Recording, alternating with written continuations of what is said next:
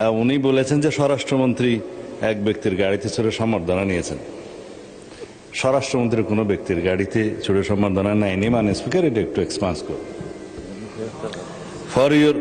স্বরাষ্ট্রমন্ত্রী যখন ছিলাম না তখন আমি সালাউদ্দিন আমাদের স্থায়ী কমিটির সদস্য ছিলাম। বিদেশ থেকে যখন এসেছি আমি আমার গাড়িতে করে সম্বর্ধনা নিয়েছি। আমার 4টি গাড়ি আছে, আমার 4 জন ড্রাইভার আছে। খুব একটা গরিব মানুষ না।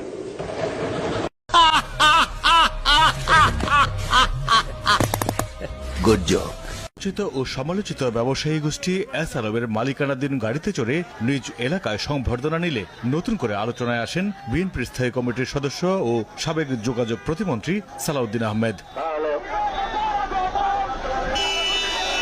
সমালোচনার জবাব দিতে গুলশানের বাসভবনে সংবাদ সম্মেলনে সালাউদ্দিন জানান, দেশবাসীর ভালোবাসা ও বাবা মায়ের কবর জিয়ারতের কারণে আবেগ আপ্লুত ছিলেন তিনি। সে সময় কার গাড়িতে উঠেছেন সেটি তার জানা ছিল না। অসাবধানতা বশত কাউকে আঘাত দিয়ে থাকলে তার জন্য দুঃখ প্রকাশ করেন। বলেন, ফ্যাসিস্ট সরকারের দোসরদের বিচার এবং মুখোশ উন্মোচন করাই অগ্রাধিকার পাওয়া উচিত। আমি বিমানবন্দরে নামার পরে কিছু গাড়ি দেখেছি ভিতরে, তা আমাদের নেতাকর্মীরা বলছেন যে এইটাতে ওঠেন। তখন আমার মনের অবস্থা ছিল না যে আমি কোন গাড়িতে কার গাড়িতে উঠছি ইত্যাদি খোঁজ নেওয়ার। আমার এই অসাবধানতা এবং অনিচ্ছাকৃত ভুলের জন্য যদি আমি দেশবাসীর মনে কষ্ট দিয়ে থাকি এবং অনুভূতিতে আঘাত দিয়ে থাকি, সেজন্য আমি দুঃখ প্রকাশ করছি।